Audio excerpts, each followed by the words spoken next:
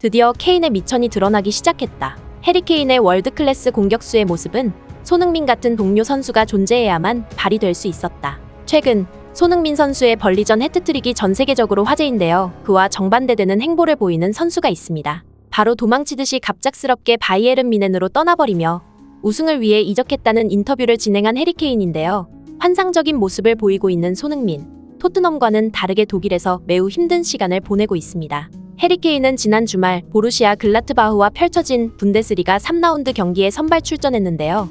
이 경기에서 보여준 모습이 화제입니다. 이날 경기에서 해리 케인이 보여준 모습이 손흥민 선수의 행보와는 어떻게 다른 것인지, 손흥민 없는 케인의 문제점이 어떻게 드러나고 있는지 글로벌 사커에서 자세하게 알려드리겠습니다. 손흥민이 벌리를 상대로 엄청난 퍼포먼스를 선보이며 해트트릭을 기록한 30분 뒤 바이에른 뮌헨은 보루시아 글라트바흐와 분데스리가 3라운드 경기를 가졌습니다. 이날 경기에서 김민재와 해리 케인은 나란히 선발 출전하며 기대를 모았는데요.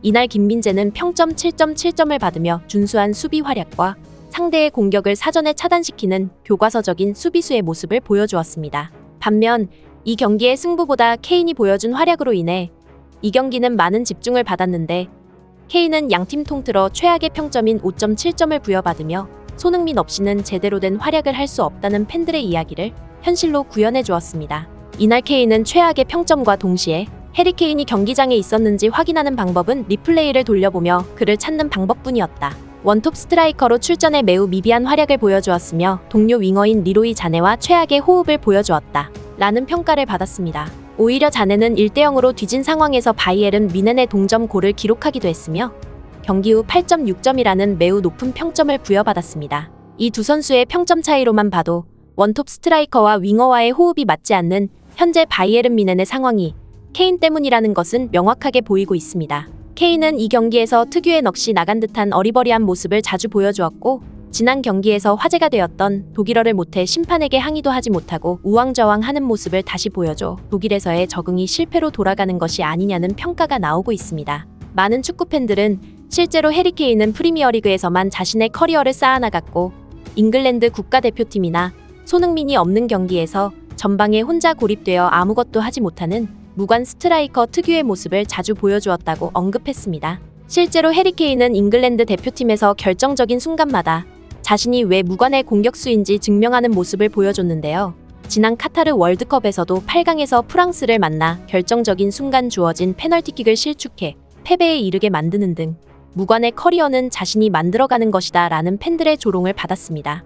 이 경기에서 케인이 보여준 스탯을 보면 더욱 절망적인데요. 패스 성공률은 65%를 기록하며 벌리전에서 해트트릭을 기록하고도 85%의 패스 성공률을 보여준 손흥민보다 한참 뒤처지는 모습이며 슈팅 정확도 0%를 기록하는 처참한 모습이었습니다. 원톱 스트라이커로 출전해 패스도 제대로 전달하지 못하며 단 한 개를 기록한 슈팅마저도 유효 슈팅으로 연결하지 못하는 손흥민 없는 케인의 현실을 여실히 보여주었습니다. 심지어 지상 볼 경합에서도 38%의 성공률을 보이며 수비 가담 시에도 매우 낮은 수준의 영향을 끼쳤습니다. 이런 해리 케인의 답답함을 보완해준 것은 오히려 김민재 선수였는데요. 후반 50분, 세트피스 상황에서 스트라이커가 담당해야 할 헤딩 경합을 오히려 김민재 선수가 수행하며 해리 케인은 또 어리버리하게 서 있기만 했습니다. 이 상황에 축구 전문가들은 모두가 토트넘 공격의 핵심 기둥이라고 생각했던 해리 케인이 없어지자 오히려 막혀있던 무언가가 뚫린 느낌이다. 해리 케인은 발이 느린 편이기 때문에 주로 포스트 플레이를 통해 발이 빠른 윙어들과의 연계 플레이를 중요시하는데, 그 윙어들의 클래스에 따라 기복이 매우 심한 선수이다. 득점력 하나만 보면 프리미어리그 상위권 공격수가 맞지만 그것은 손흥민이 있었기 때문일 것이다. 라는 분석을 내놓았습니다. 실제로 손흥민 선수는 이번 시즌 케인이 없는 상황에서 오히려 더 좋은 퍼포먼스를 선보이고 있습니다. 이전 시즌에서는 측면 공격수로서 돌파와 슈팅에 집중했다면 이번 시즌은 플레이메이커로서 엄청난 퍼포먼스를 선보이며 그 어떤 공격 포지션이라도 해낼 수 있는 육각형 공격수의 모습을 보여주고 있습니다. 반면 뮌헨으로 떠난 케인은 토트넘보다 더 뛰어난 월드클래스 선수들이 모여있다고 할 수 있는 뮌헨에서 더 최악의 모습을 보여주고 있는데요.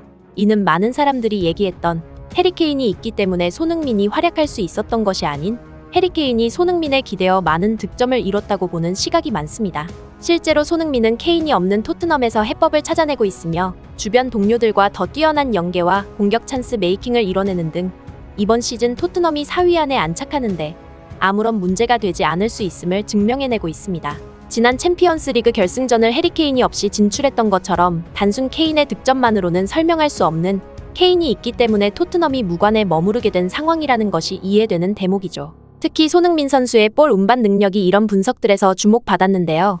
손흥민 선수는 자신의 빠른 스피드를 이용해 중앙 라인부터 상대 페널티 박스까지 성공적으로 볼 운반을 성공시키는 모습을 자주 보여주었는데, 케인은 드리블이 뛰어난 선수가 아니기 때문에 상대 공격 진영에서 자신에게 볼을 전달해줄 수준 있는 윙어가 존재하지 않으면 지난 글라트바흐와의 경기처럼 풀타임을 출전하고도 11개의 패스와 단 1개의 슈팅을 기록할 만큼 전방에 고립되어 경기를 망치는 장면을 자주 연출해냈습니다. 결정적으로 손흥민과 케인의 클래스가 다른 점은 이런 손흥민의 스피드를 케인은 보여줄 수 없고, 손흥민은 케인의 원톱 스트라이커 자리를 완벽하게 대체해냈다는 점입니다. 모두가 케인이 떠나며 토트넘의 우울한 앞날을 예고했지만 주장 손흥민은 구단을 이끌며 문제점을 해결하기 시작했고, 사상 최악의 원톱 스트라이커라는 평가를 받는 히샬리송을 대신해 출전하면서도 히샬리송은 물론이고 해리케인을 넘어서는 활약을 펼쳤습니다. 이런 손흥민의 원톱 기용 관련해서 노팅엄의 초신성 윙어인 브레넌 존슨이 영입되면서 앞으로 남은 이번 시즌에 손흥민이 스트라이커로 활용될 것임은 누가 봐도 자명해지고 있는데요. 현재의 페이스대로라면 득점왕 시즌에 손흥민을 뛰어넘는 기록도 기대해 볼만하다는 전망입니다. 특히 이번 시즌이 시작되기도 전 이런 분석을 한 축구 전문가가 있는데요. 토트넘의 감독을 역임하기도 했던 해리 레드냅정 감독입니다. 해리케인이 미넨으로 떠난 상황에 영국 축구 매체 스타디움 아스트로와 진행한 인터뷰에서 레드냅 감독은 히샬리송 정도의 공격수로는 해리케인을 대체할 수 없다. 케인의 영향력은 토트넘에서 매우 컸으며 히샬리송은 그 정도의 레벨의 공격수는 아니다. 브라질 대표팀과 에버튼에서는 뛰어났을 수도 있지만 그 자리에는 손흥민 수준의 공격수가 들어가야 한다. 포스테코글루 감독은 손흥민을 원톱 스트라이커로 기용해야 하며 스트라이커 손흥민은 이번 시즌 20골은 가볍게 넣어줄 것이다 라고 인터뷰하기도 했었습니다. 이 인터뷰가 시즌이 시작되기도 전인 8월 중순에 이루어진 것을 보고 축구팬들은 76세의 레드냅 감독은 아직 분석력이 살아있다. 프리미어리그 감독 경력 40년의 짬밥은 어디 가지 않는다. 포스테코글루 감독의 전술 또한 훌륭하지만 저렇게 정확한 분석을 하는 감독이 무직으로 남아있는 게 믿기지 않는다 라며 놀랍다는 반응을 보이고 있습니다. 지난 시즌이 끝나고 사우디 슈퍼리그에 오퍼가 들어왔을 때 대한민국의 주장은 중국 리그에 가지 않는다. 나는 아직 토트넘에서 할 일이 남아있다 라고 인터뷰하며 엄청난 책임감을 보여준 손흥민 선수. 어쩌면 분데스리가 최고 이적료 1,800억을 기록하고 이적해야 할 선수는 해리케인이 아니라 바로 손흥민 선수였을지도 모르겠습니다. 부디 손흥민 선수가 자랑스런 대한민국과 토트넘의 주장으로서 프리미어리그 우승이라는 높은 목표를 달성하기를 진심으로 기원하겠습니다. 오늘의 소식 이만 마치겠으며 구독과 좋아요는 영상 제작에 큰 힘이 됩니다. 시청해주셔서 감사합니다.